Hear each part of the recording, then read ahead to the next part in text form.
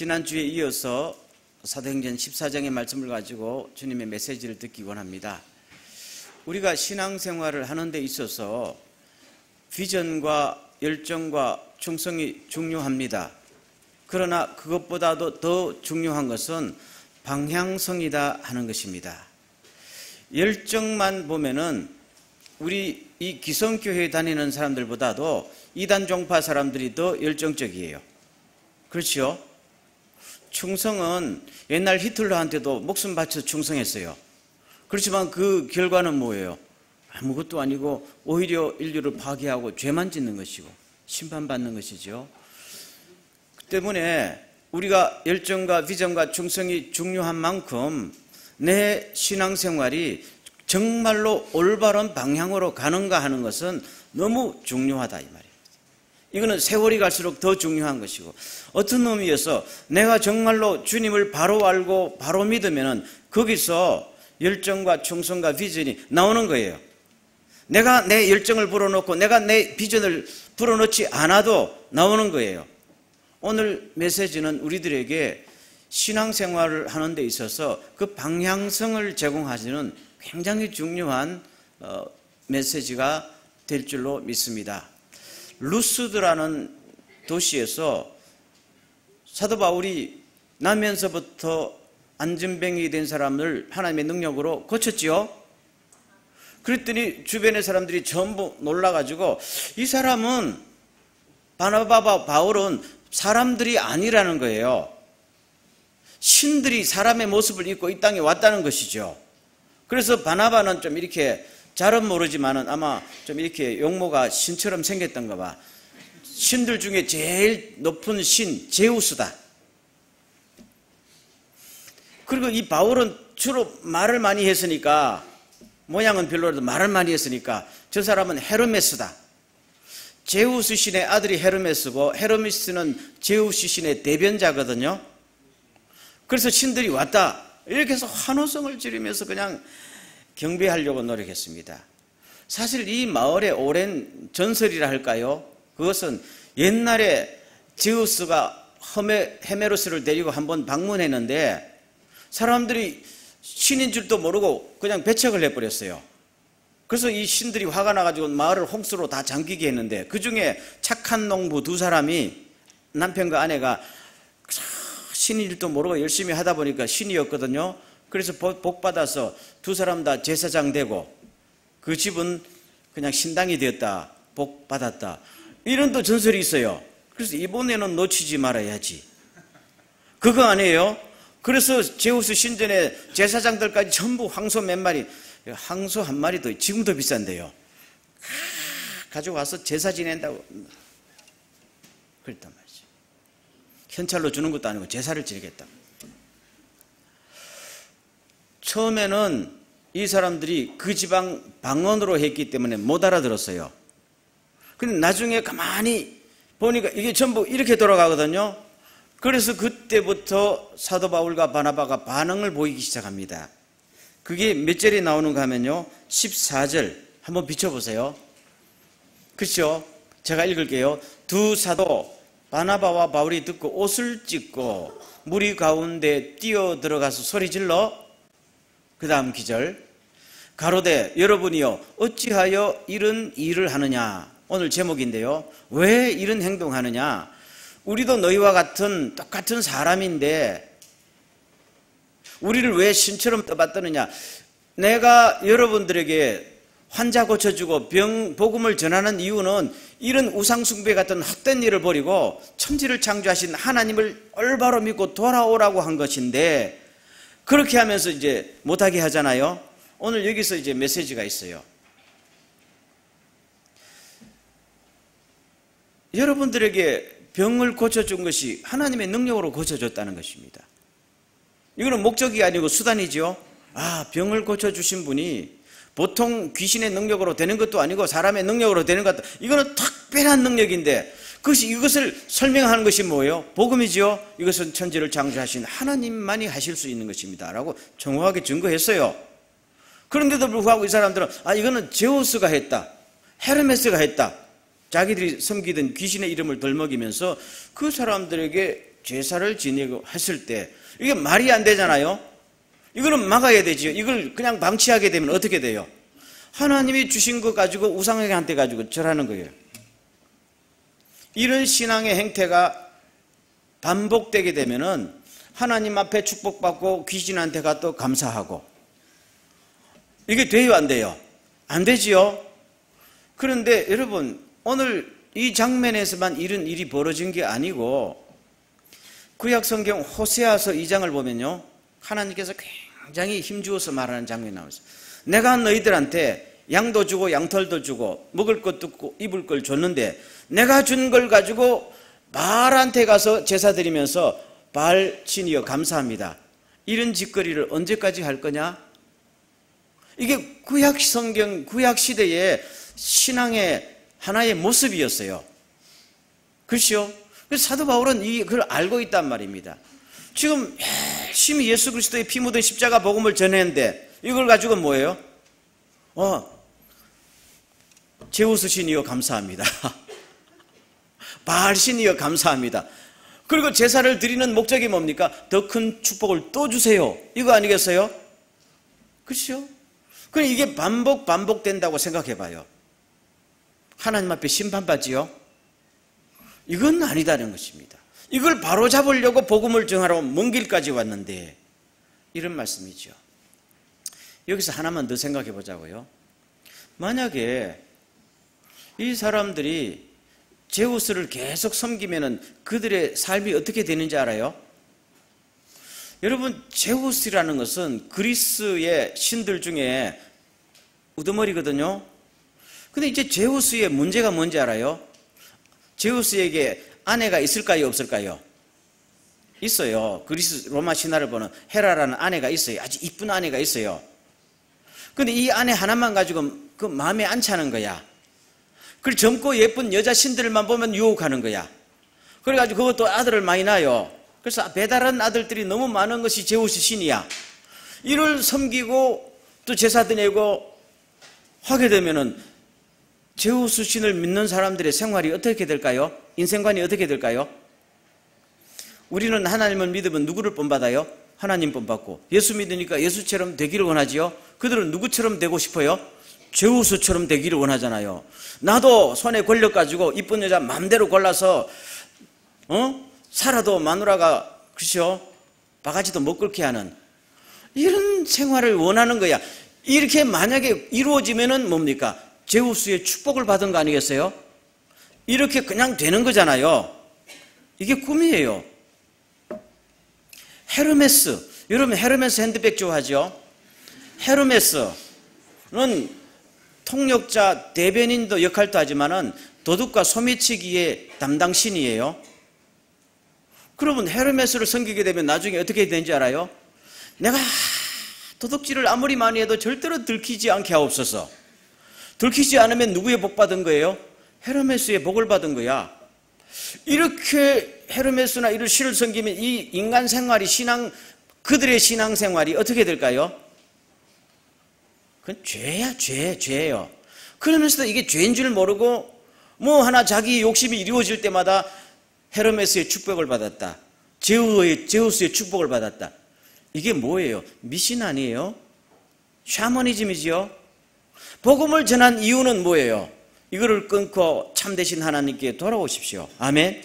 근데 하나님의 축복 받아가지고 그들한테가 제사 지내면서 또 더 큰 축복을 달라고 하니까 이게 여기서 옷을 찢으며 큰 소리 외치며 들어가서 그냥 그 심정을 알겠지요? 이거는 절대로 있어서는 안 되는 행동을 하고 있는 것이죠. 저를 한번 따라 할까요? 가끔 좀 따라 하세요. 듣고 보니 나도 그럴 때가 있다. 그렇죠? 하나님의 은혜 받아가지고 나를 위해서 써버리게 되면 우상숭배지요. 우리가 열심히 기도하지요. 눈물 콧물 흘려서 축복 달라고 기도하지요. 그래서 건강도 좋아지고 물질도 벌고 명예도 있고 할 다음에 그걸 해가지고 뭡니까? 나의 명예와 나의 출세와 나의 모든 걸 위해서 이걸 써버리게 되면은 하나님의 것을 가지고 누구를 위해서요? 나를 위해서 다 써버리게 되면은 그건 뭐예요? 우상숭배지요. 이 신앙의 행태가 그렇게 흘러요.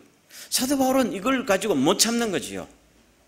모든 영광과 존귀를 하나님께만 돌리고 여러분들의 삶이 하나님 앞에 바로 서야 되는데 왜 엉뚱한 데로 갑니까? 그렇게 해서. 여러분 그렇게 하는 이유가 뭐예요? 왜 우상숭배예요? 더 큰 축복 받으려고. 윤리적으로 옳은지 그른지 다른 사람에게 상처를 주는지 말든지 상관없어요. 내가 일단 복을 받아야 되겠다는 거 아니겠어요? 그거는요 강한 욕망이에요. 그걸 만족시켜주고 합법적으로 제도적으로 양심적으로 만족시켜주는 것이 우상숭배 아니에요? 종교를 만들어가지고. 그래서 성경에서 말씀하잖아요.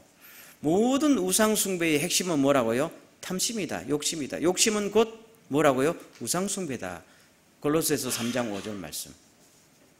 그렇죠? 그래서 욕심이 잉태한 즉 뭐를 낳고? 죄를 낳고, 죄가 장성하면은 사망을 낳고, 그 하나님의 심판이지요. 그래서 사도 야고보도 이 말씀 끝에 가서 뭐라고 하는가 하면은 욕심이 잉태한 즉 죄를 낳고 죄가 장성한 즉 사망을 낳느니라 하고 그 다음 기절이 뭐냐? 그런 즉 사랑하는 형제들이여 속지 마세요. 그릇된 가치관에 속지 마시고 그릇된 인간관의 인생관에 속지 마시고 잘못된 문화와 이데올로기에 속지 마시고 현대 문화의 유혹에 속지 마시고 자기 욕망에 속지 마십시오. 우리가 섬기는 하나님은 내 욕망을 충족시켜주는 분이 아니라 나를 바로 인간 만들어주는 참된 하나님이십니다. 아멘. 예수님도 삼가 탐심을 물리치라 그랬어요. 그렇게 되면 우리는 우리의 발목을 잡는 사탄의 손아귀에서 벗어나서 정말로 하나님을 바로 섬기고, 바로 섬기면은 그때부터 하나님과 손을 잡고 영원토록 동행하는 축복의 세계로 들어갈 줄로 믿습니다. 오늘 우리가 생각할 때 우리 현대교회 우리 사람들을 가만히 보면서 주님 얼마나 많은 일을 했느냐, 얼마나 오래 예수 믿었느냐, 얼마나 열심히 기도했느냐 중요해요. 그보다 중요한 것은 얼마나 우리가 하나님이 누구신지 바로 알고 있느냐. 아멘. 바로 섬기느냐, 그리고 바로 증거하느냐, 이게 얼마나 중요한 것인지 모릅니다. 여기서 사도 바울과 바나바의 열정이 나타나는데요, 그냥 복음만 전하는 게 아니고 복음 전하는 사람들이 신앙 안에서 바로 성장하는가 하는 것을 체크하면서 그에 더 열심을 가지고 바로 잡잖아요. 우리도 그렇지요. 열심히 아기를 놓는 거 중요해요. 아기를 놓고 버려요. 그 애를 바로 키우려고 때로는 매도되고 때로는 충고하잖아요. 하나님도 하나님의 일꾼들도 이런 열정을 가지고 나가시길 바랍니다. 이 세계 선교 역사를 보면은 20세기 전반까지는 서양 사람들이 이렇게 생각했어요. 열심히 복음의 씨앗을 뿌려놓으면 어떻게든지 열매가 나지 않겠냐. 그리고 그냥 뿌렸어요. 그런데 20세기 후반으로 오면서 가만히 조사해봤어. 복음을 뿌리고 난 다음에 5년 뒤, 10년 뒤, 20년 뒤에 가보니까 신앙들이 다 없어지고 또 옛날 우상으로 돌아갔더라 이거지요. 우리가 뭘 잘못했느냐 하면서 선교학에 대대적인 반성이 일어나서 이제는 뿌리고 가꾼다. 그렇죠? 이 사도 바울의 원리가 아니에요. 사도 바울의 1차 선교여행 가고 2차 선교여행 간 목적이 뭡니까? 우리가 전도한 사람들이 어떻게 제대로 성장하는가 보자 하고 또 갔던 거지요. 오늘 말씀도 그렇지만 복음을 뿌려요. 그렇지만은 이 사람들이 하나님을 바로 알기 위해서 혼신의 힘을 또 기울이는 이 열정과 또 충성을 여기서 볼 수가 있는 것입니다. 오늘도 우리가 이 모습을 본받고 또 이런 사역을 감당하는 주의 일꾼들이 될 수 있기를 간절히 원합니다. 두 번째로 들어가서요, 18절 이하를 좀 비춰주세요. 보면은 이렇게 말하여 겨우 무리를 말려서 자기들한테 제사를 못하게 했어요. 잘했던 일이죠. 너무 좋은 일이죠. 그런데 돌아오는 대가가 뭐냐? 19절 다 같이 시작. 유대인들이 안디옥과 이고니온에 와서 무리를 초인하여 돌로 바울을 쳐서 죽은 줄 알고 성 밖에 끌어내치니라. 이게 결과였어요. 참 성경이라는 것이 알다가도 모르고 그렇지만 정확한 하나님의 말씀이고 저 한마디 속에 하나님의 또 뜻이 들어있겠죠. 그전에는 능력을 받아가지고 막 안전병기 보고 일어나라 하니까 일어났고 막 신이 나고 떠받들던 이런 사람들이 이번에는 완전히 거꾸로 들어가지고 반대파가 와가지고 돌로 치니까 한 것도 못하고 완전히 아예 죽었구나 하고 내버려 둘 정도로 두들겨 맞았다는 것입니다. 아니 하나님은 왜 사람들 이 일꾼들을 그대로 두고 이 사람들은 왜 이렇게 힘없이 당하고 마느냐 의문이 들 정도로 곧바로 이어서 반대 기절을 집어넣는 거죠. 여기서 또 뉘앙스를 한번 보세요. 저 성경 말씀을 쓴 분이 누간데요? 물론 성령의 감동으로 썼겠죠. 그런데 저 19절 말씀 큰 두들겨 맞고 일어나지도 못하던 저 말씀을 부끄러웠으면 뺐겠지요 아마. 보통 사람이 그렇잖아요. 우리도 가끔 이력서 중에 부끄러운 부분은 빼잖아요. 여러분 안 그럽니까? 빼잖아요. 좋은 것만 이력서에 쓰잖아요. 어디 이력서 낼 때. 성경 말씀도 저 사건이 일어나고 적어도 30년 40년 뒤에 성경 말씀이 쓰여졌거든요. 30년 생각해 보면서 이거는 부끄럽다 하면 뺐을 거예요. 근데 저기 넣었다는 것은 절대로 부끄럽지 않다는 이야기죠. 돌로 두들겨 맞은 사건이. 그렇게 생각하지요?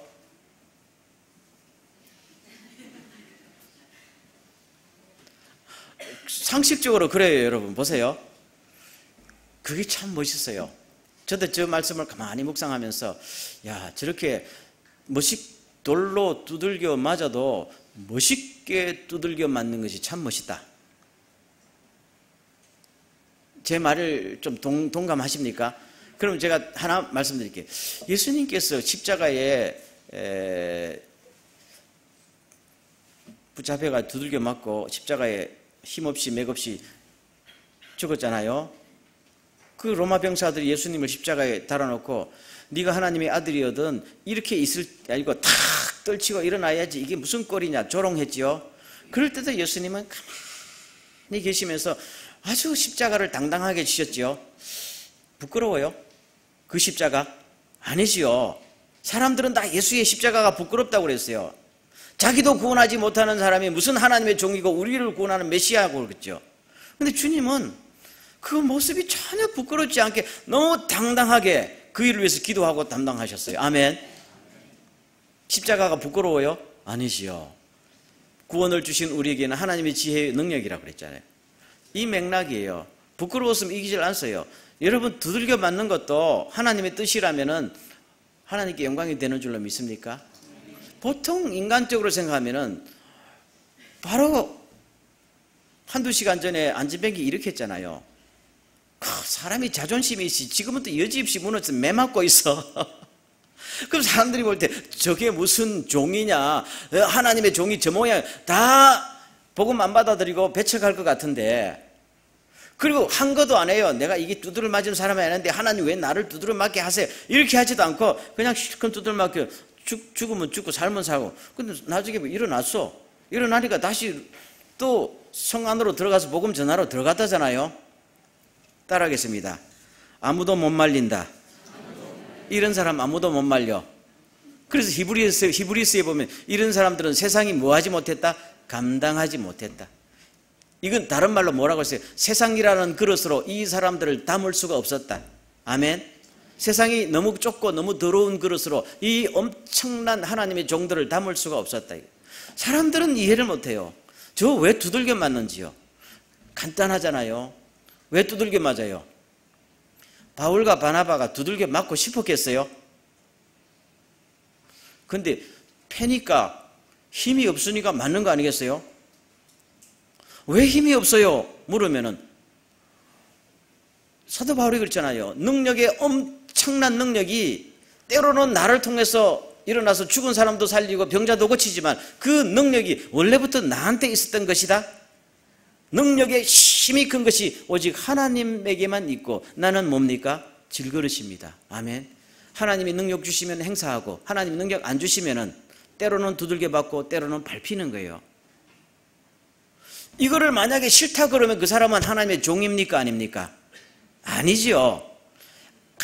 아주 단순 명료한 진리와 우리 종들의 아이덴티티가 여기서 나오는 겁니다.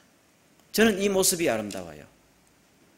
예수님께서 십자가 지다가 너 일어나봐 일어나봐 했을 때 아이 자존심 그냥 상한다고 십자가에서 뛰치고 나왔으면요 아무 역사도 안 생겼어요. 아멘.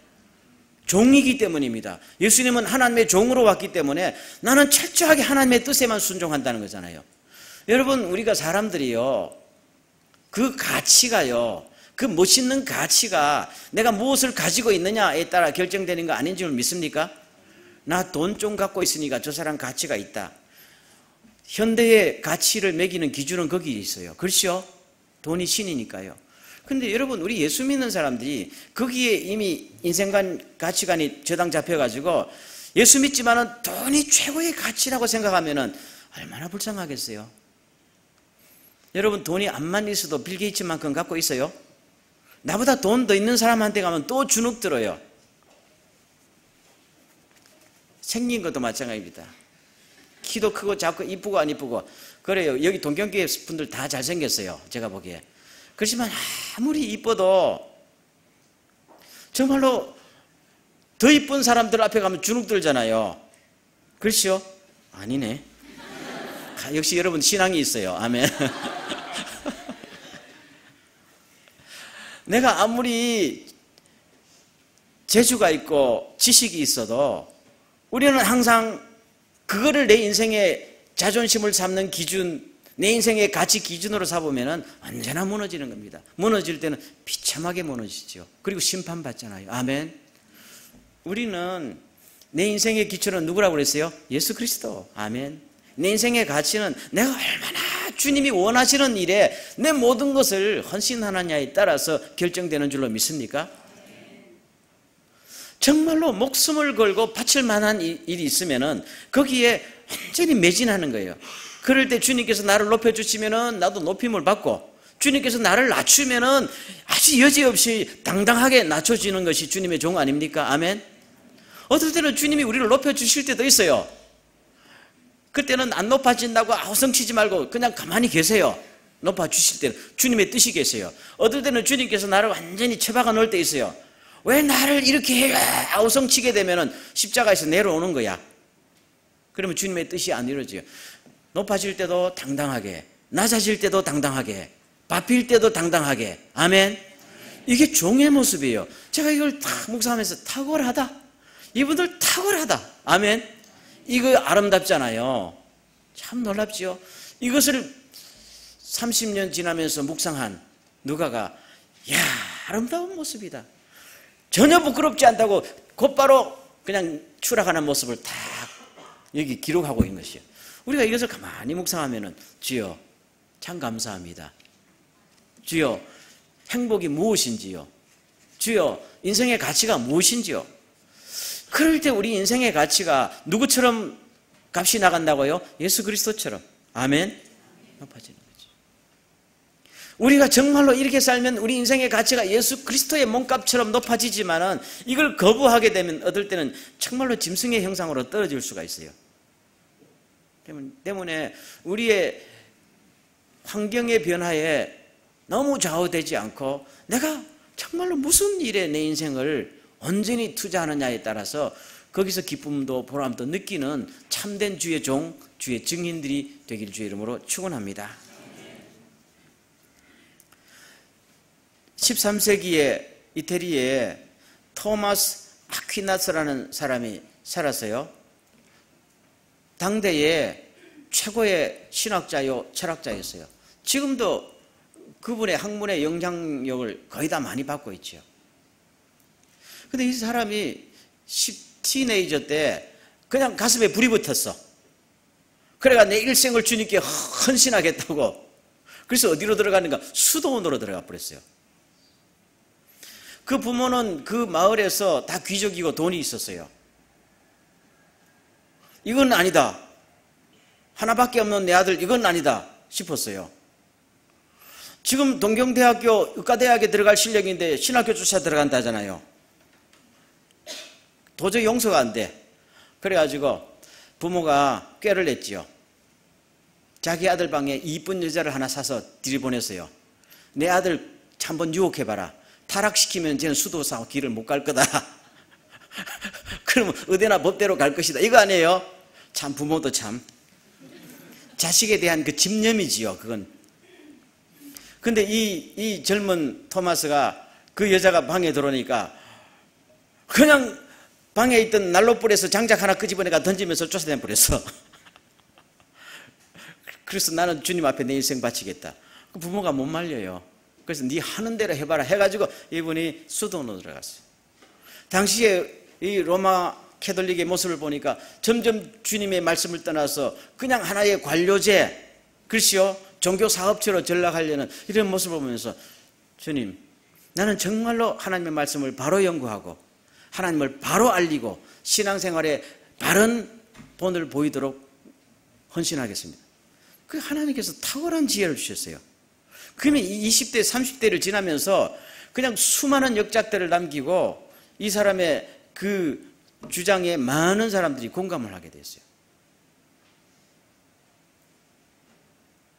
근데 아쉽게도 나이 49살에 여행길에 병이 들어서 죽었어요. 근데 죽기 2년 전 47살 때 이 사람이 예배 드리다가 하늘문이 열리고 하늘을 봤어요. 그 다음부터는 모든 집필 활동을 100% 스톱했어요. 그 당시 신학대전이라는 불후의 명작을 쓰고 있었거든요. 마지막 마무리 단계에 손을 대야 돼. 그거 싹 떼고 그냥 침묵하고 늘 묵상과 말씀으로만 지내네. 주변 사람들이 마지막을 완성하세요. 세계적인 작품이 될 텐데 왜 이러고 있습니까? 하니까 나는 더 이상 글을 쓸 수가 없어요. 왜요? 왜요? 하니까 딱 한마디가 내가 이제까지 쓴 것은 내가 본 것에 비하면 하잘것없는 것입니다. 내가 이제 그것을 깨달았습니다. 더 이상 못 씁니다. 하늘을 봤거든요. 하늘의 진짜를 보니까 자기가 그냥 연구가 쓴 것이 그냥 아무것도 아니라는 것입니다. 그러면서 늘 하늘만 사모하고 살았어요. 그러다가 마지막에 몸이 약해서 여행길에서 어느 수도원에서 이제 임종을 거치는데 그 소문을 듣고 제자 후배들 100여 명 이상의 수도사들이 몰려서 임종을 지켜보고 있었어요.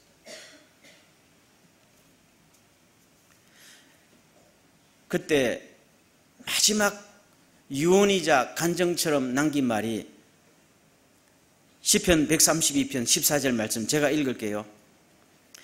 이곳이 영원토록 내 안식처가 되리라. 내가 여기 있을 것이라. 내가 그것을 원했던 것이다. 아멘. 여러분, 바울과 바나바가요, 신이라고 떠받들 때요, 내가 그렇단 말 안 하고 요새 정치인들처럼 인기들처럼 손만 싹 흔들어줘서도 절대로 핍박 안 당했어요. 그렇지요? 진짜 신이잖아요. 그러면 유대인들이 와서 돌 던질 때 그 군중들이 우리 신을 함부로 해가면서 난리가, 그냥 돈도 명예도 모든 것이 권력이 잡았을 텐데 다 초계천 버리고 나는 주님의 충실한 증인이 될 것입니다. 아멘. 그래 살았잖아요. 그 결과 디모데후서 마지막 장에 보면은 나는 달려갈 길을 다 가고 선한 싸움 다 마치고 믿음을 지켰다. 면류관을 줄 것이다. 아멘. 그랬잖아요. 그랬으면은, 안 그랬으면은 돈 몇 푼 받고 그냥 가짜 신으로 군림하다가 지옥 갔을 거야. 토마스 아퀴나스도 마찬가지입니다. 그 탁월한 지식을 가지고 늘 하나님의 말씀을 바로 전하니까 로마 교황청에서 화가 났어요. 너는 이단이다 하고 쫓아냈어요. 그래 쫓아내도 나는 말씀을 바로 전한다, 바로 한다 하면서 하니까 당하지 못했거든요. 아마 로마 교황청의 앞잡이가 돼서 성경 말씀을 왜곡시켰더라면 잘 먹고 잘 살았을 거예요. 그런데 마지막 말, 영원한 하늘나라가 내 안식처가 될 것입니다. 내가 거기 영원히 있을 것입니다. 내가 평생을 원했던 것입니다. 이 시편 말씀을 절대로 인용하지 못했을 거예요. 아멘. 오늘 우리들에게도 이런 은혜가 있기를 바랍니다. 여러분, 다시 말씀을 드립니다. 비전이 중요합니다. 열정도 중요합니다. 충성도 중요합니다. 그러나 다 중요한 것은요, 항상 성경에서 말하는 하나님을 바로 알려고 노력하십시오. 그래서 기도 제목은 주님 세월이 갈수록 제가 주님을 똑바로 알게 도와주십시오. 이왕 충성하고 시간 바치고 물질 바쳐서 하나님을 섬기려면은 정말로 제대로 하나님이 원하시는 방식으로 하나님을 제대로 섬길 수 있도록 저를 인도하여 주옵소서. 그래서 내 인생 돌아볼 때 착하고 충성된 종아 이렇게 말할 수 있었으면 좋겠습니다. 그렇잖아요. 요사이 말씀도 혼잡스럽고 영적인 세계도 너무나 혼잡스러워요. 그것을 차단할 수 있는 방법은 뭔지 압니까? 내 욕심을 다스리면 돼요. 욕심을 탁 다스리면요, 그때부터 말씀이 똑바로 보이고 성령님이 나를 인도하시면 따라갈 수 있는 준비 자세가 돼요. 너무 욕심이 있으면요, 성령님의 감동도 말씀도 왜곡시킬 수밖에 없잖아요. 이런 현실 속에 이 사도 바울이 했던 말, 왜 이렇게 합니까? 왜 이렇게 살아야 합니까? 열정을 가지고 바로잡고 아우성치던 이 음성, 오늘 나 삶에 하나님이 주시는 메시지로 생각하고 이 땅에 돈 몇 푼에 이 땅의 명예 얼마에 내 인생 팔아먹지 말고 정말로 고귀한 인생 주님을 위해서 바치고 주님을 위해서 일하는 멋진 인생이 되시기를 주의 이름으로 축원합니다. 기도하겠습니다. 전능하신 하나님, 오늘 주신 말씀 기억합니다. 주여, 사도 바울에게 주셨던 그 뜨거운 심정과 열정을 허락하여 주셔서 오늘 또 정말로 거짓되고 잘못된 것이 있으면 우리가 나서서 바로 깨닫고 바로 잡아주는 주의 신실한 종과 증인들이 되게 하여 주옵소서. 주여, 나 자신을 위해서는 아무것도 챙기지 않아도 주님께서 다 해결해 주실 줄로 믿습니다. 주님 한 분만 만족시키고 주님 한 분만을 위해서 산다면 이 모든 것이 합력하여 선을 이룰 줄도 믿습니다. 예수님의 이름으로 기도하옵나이다. 아멘.